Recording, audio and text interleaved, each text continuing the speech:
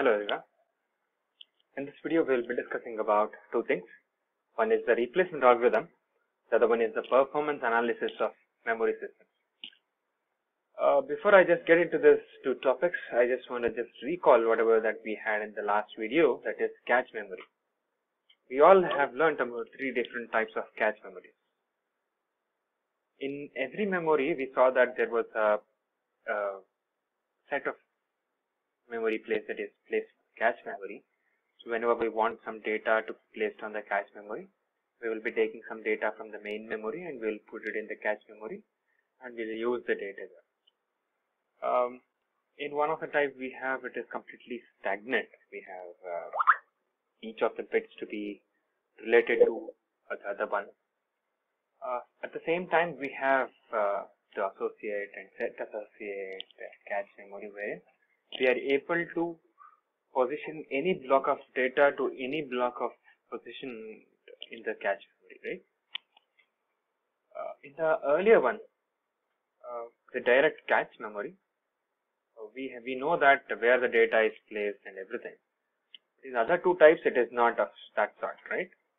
So we need to know how do we actually analyze data that is there, and how do we actually replace the data there. For that we need something called as replacement algorithm. So the replacement algorithm comes to the requirement, or will actually speak specifically when there is a need to replace some data in the cache memory.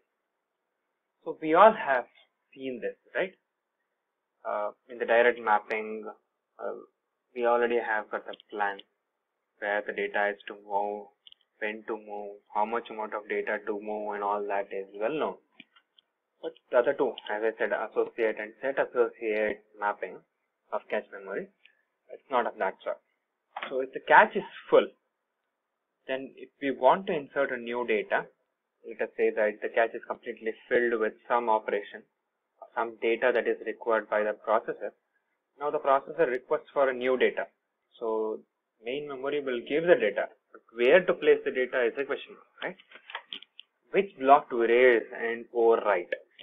So to get to know that, we bring in some algorithm called as a replacement algorithm, or the other one that we call it as is least recently used algorithm. This decision of erasing any data is taken by something called as cache controller. So any block which is there in cache memory for a long time with respect to how many number of times it is being referred by the processor is properly known by the controller, and depending on that, priority is given which block to be erased and new data to be placed where. All these things will be decided. So let's see that how the change happens. Let us consider this is the block, how the cache memory is there right at that moment. So we have put all new data there in the cache block. So you can see 5 different data 1 to data 5. Once after having this situation, if suppose the changes happens with respect to processor is using the data from a cache block. So when this happens, we will see that the different data will have different counters, means how many number of times the data has been used by the processor, and all those things will be known. So this will help us in knowing how much amount of data it is supposed to be used and how many times the data has been used by the processor is known here, right? So once after knowing it, we observe that there is a change. There is a change here. This change is actually increasing depending on how many times this data has been used by the processor. So if you observe, data 1 has got the highest counter value. So what it does is, when a new data is arrives, this data is replaced in data 1's position. So this is what that actually happens with respect to the data change. So we can observe that data 6 has been placed here, and if you observe the other data, whatever that we have here, have been incremented, right? So here it was 1201. Now after increment, you can find it as 2312. So this is how the cache memory works, or the replacement algorithm works in any cache memory. Going further, we are supposed to learn something about performance consideration of any memory. So we all know that we want very good memory at a very low cost. So it's a very common requirement for everyone. So here, how do we decide that the memory is good, or which all the parameters that we are supposed to consider whenever we are speaking about memory, when we are considering about memory, right? That's important. So there are two factors that defines every importance or everything with respect to electronics, not just only the memory, with a lot of different components also. We go with these two parameters, that is, one is the performance, the other one is cost. We need good performance, right? But we need the low cost, right? That is what we require. We always require. With respect to the performance, how do we decide that the performance is good? What is the factor we have to find this? So for this operation, we call something called as price performance ratio. This is the parameter that actually decides the overall performance or consideration for any performance of a memory, not specifically for any cache or different, not specific memories. It's for commonly for everything. So it's one of the common measurement that we use for success rate. So this is success rate speaking about. So what are the two things that performance of a processor depends on? So how fast a machine instruction can be brought into the processor for execution is important, right? So you all know that when a machine instruction is written, the data or the information or the explanation for the machine instruction is fetched from the main memory. So how fast it can work. The other thing is that once the instruction is fetched, how fast can the processor execute it? Why do we have to depend on these two things? It's because let us say that there is a data that is fetched from the main memory to the processor. Now the processor has processed it and it is ready to send that result. If the cache memory is not ready to take the data, or the main memory is not ready to take the data from the processor, so if these things happen, then whatever the speed at which the processor is working, it's of no use. We need memory to compensate with the speed of the processor, right? So that is very much important. So for this, we need something called as parallelism. Parallelism means the processor and the memory to work at a proper pace. So processors should understand what is the pace of the memory. Similarly, memory should be able to respond to the processor as per the requirement. So this can happen with something called as interleaving. So here we bring in some new idea called as interleaving. So what do you mean by interleaving? So interleaving comes with two different modules. These two modules are address buffer register, data buffer register. So addressing is something kept separately, data is kept separately. Addressing means to which memory it should be addressed, from where the data is to be fetched, what is the data that is fetched. You all know that. This parallel access to these modules is easily possible because we have got, if you observe this diagram, we have got both together, right? It's a complete address information that has been set. This module will tell where the data is, and this is the address where, how do we address that module. So we have seen multiple modules here in the bottom. Each of them are addressed, right? That is the different. So this is your data buffer register. This is your address buffer register. Each module will have both. So we see that the consecutive, we have two things with respect to the modules. We may have consecutive words in the module.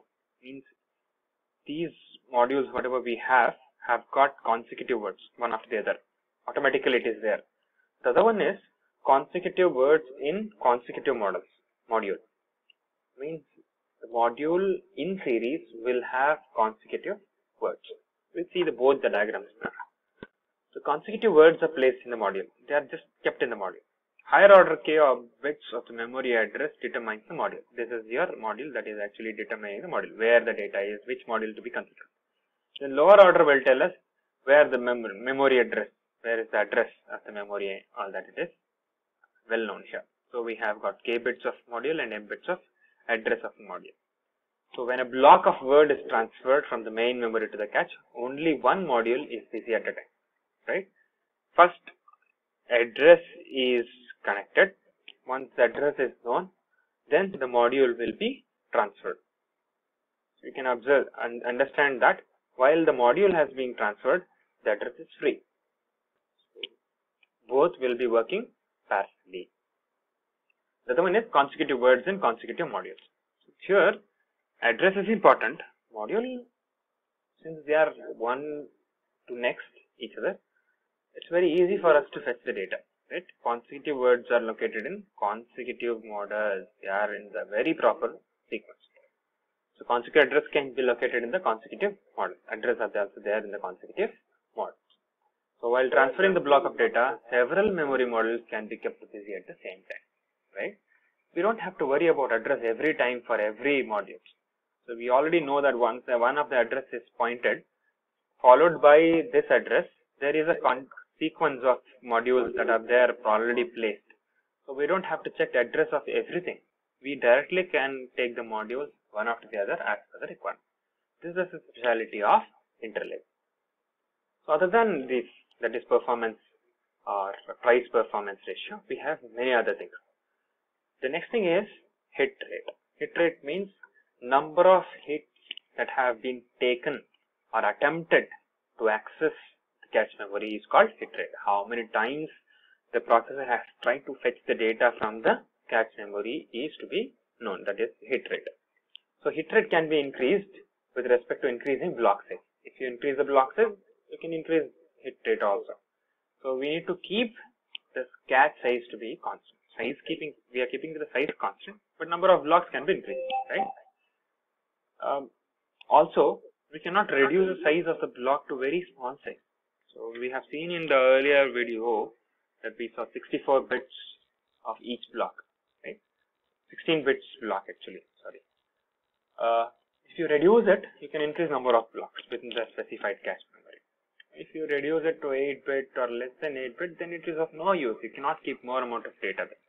So we have to keep neither the very small nor a very large block. So that can result in a better way. Then the other thing is extra time required to bring in the desired information into the cache is called a miss penalty. You all know what is miss, data miss, cache miss, right? So with respect to that, cache penalty is defined with respect to extra time. There is a specific time for every data to be fetched into the cache or back to the main memory. If it takes extra time, then we call it a miss penalty. Okay. This miss penalty can be reduced if load through approach is used. So we have learnt about this load through approach with respect to cache miss. The average time in system with two levels of cache is calculated with these two formulas. Right? What are these things? Let us see what are these things here. Okay. This H specifies the hit rate, C specifies time to access info cache in a cache if you want to access any data. So C is specified, and M is nothing but the miss penalty. Okay, we have learnt about all three. Right? So this totally will tell us about the cache parameter and performance parameter. Other thing is write buffer. We need to have a very good buffer. We have learnt about write through and write back.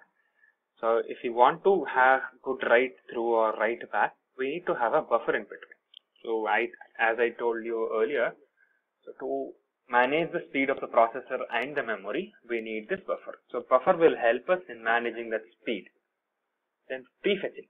So if we are able to load the data or next data into the processor, would increase the performance. That is, we call it as prefetching. Then lookup prefetch. This is nothing but a special structure supported which actually increases multiple outstanding methods, which we call it as lookup prefetch. So with all these parameters, the processor will be able to run on its own at its own speed. So it doesn't have to wait for any operation to be completed in the previous state, nor it has to wait for any data.